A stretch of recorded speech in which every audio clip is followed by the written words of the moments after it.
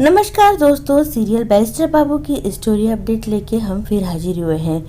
आज के एपिसोड की शुरुआत होती है जहां बंदिता अपनी माँ को अपना बड़ा सा घर दिखा के बहुत खुश होती रहती है।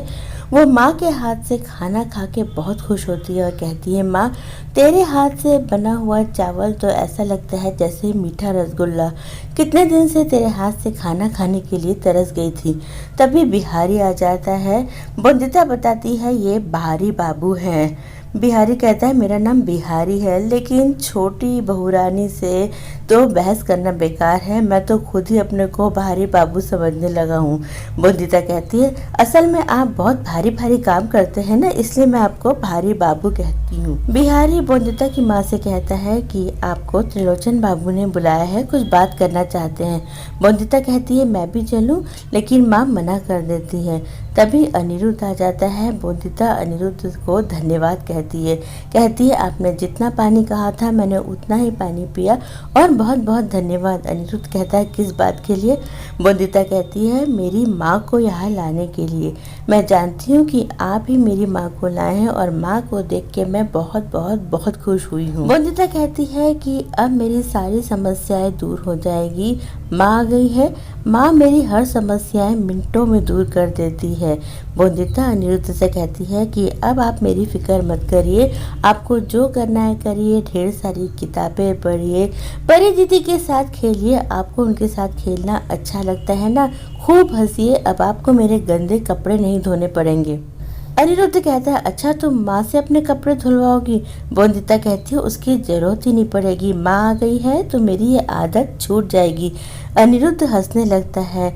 बंदिता कहती है कि आप खूब हंसा करिए, खुश रहा करिए, आप हंसते हैं तो मुझे बहुत अच्छा लगता है। आप जाइए और बाहर घूम फिर के आइए, बटुक के साथ खेलिए। अनिरुद्ध कहता है बंदिता से तुम मुझे कितना ज़्यादा जानने लगी हो। बंदिता कहती है आखिर मैं आपकी पत्नी तो हूँ। अनिरुद्ध सोचने लगता है कि किन हालातों में उसकी और बंदिता की शादी हुई थी। अनिरुद्ध चुप हो जाता है तो बंदिता सोचती है कि लगता है मैंने कुछ गलत बात कह दी। इधर बंदिता की माँ त्रिलोचन काका के कमरे में जाती है। वो बंदिता की माँ से पूछते हैं कि तुमने अपना और बंदिता का सामान बांध लिया, कब का टांगा मंगवाऊं? वो बंदिता की माँ से कहते हैं कि तुम्हें याद है ना मैंने तुम्हारे सामने क्या शर्त रखी थी? बंदिता की माँ याद करती है कि त्रिलोचन उसके घर आए थे और उससे कहा था कि उसकी बेटी को एक बहुत गंदी आदत है बिस्तर गीला करने की। उनके घर में एकादशी की महापूजा है और उनकी लड़की पूरे घर को अशुद्ध कर रही है। त्रिलोचन बंदिता की माँ से कहते हैं कि आप अपनी बेटी को कुछ दिन के लिए अपने पास बुला लीजिए और उसकी ये गंदी आदत छुड़ा दीजिए। अनिरुद्ध ने अपने पिता से शर्त लगाई है और उसके पिता ने कहा है कि अगर बंदिता की ये आदत 2 दिन के अंदर नहीं छूटी तो वो बंदिता को हमेशा के लिए मायके भेज देंगे और इस तरह से बंदिता की शादी टूट जाएगी। ये सुन के माँ घबरा जाती है।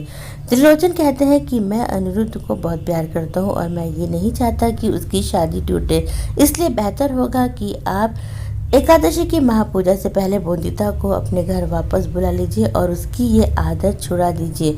जैसे ही बंदिता की ये आदत छूटेगी मैं अपनी बहू को वापस ले जाऊंगा। लेकिन अगर 2 दिन के अंदर अनिरुद्ध बंदिता की आदत नहीं छुड़ा पाया तो अनिरुद्ध के पिता बंदिता को हमेशा के लिए आपके घर भेज देंगे और अनिरुद्ध की दूसरी शादी कर देंगे। बंदिता की माँ कहती है कि मैं जानती हूँ जवाई बाबू को, वो अपनी जिम्मेदारी से कभी पीछे नहीं हटेंगे, लेकिन काका बाबू कहते हैं कि अनिरुद्ध की हम दूसरी शादी कर देंगे और कुछ ही दिनों में वो बंदिता को भूल जाएगा।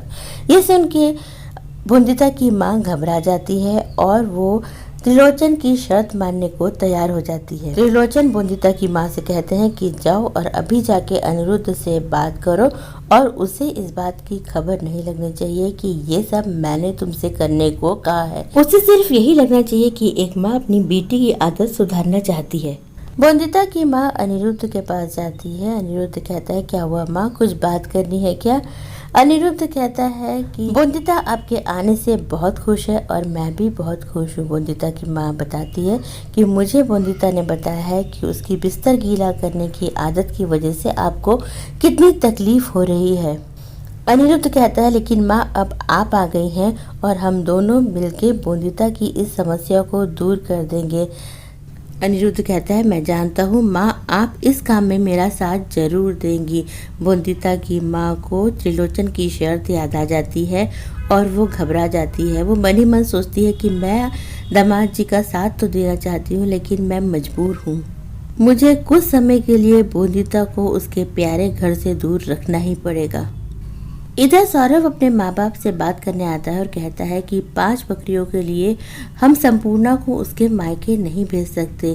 इस बात से उसके पिता बहुत नाराज हो जाते हैं और सौरभ पे हाथ उठाने लगते हैं। वो कहते हैं कि तू जोरू का गुलाम हो गया है, मुझे 5 बकरी चाहिए और मैं कुछ नहीं जानता। संपूर्णा को अपने घर वापस जाना पड़ेगा जब तक वो 5 बकरी लेकर नहीं आती।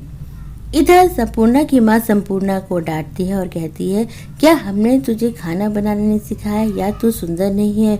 तू अच्छी पत्नी क्यों नहीं बन पाई? तू अपने पति को सुख नहीं दे पाई और इसीलिए तुझे आज घर से निकाल रहे, लेकिन मैं तेरा घर नहीं टूटने दूंगी। तो दोस्तों आज का एपिसोड यही खत्म हो जाता है। कल के एपिसोड की अपडेट लेके हम फिर हाजिर होंगे। अगर आपको हमारा चैनल पसंद आया हो तो इसे लाइक शेयर सब्सक्राइब करें और अब आप हमें फेसबुक और इंस्टाग्राम में भी फॉलो कर सकते हैं जिसके लिंक हमने डिस्क्रिप्शन बॉक्स में दे रखा है। कल हम फिर मिलेंगे, तब तक के लिए बाय।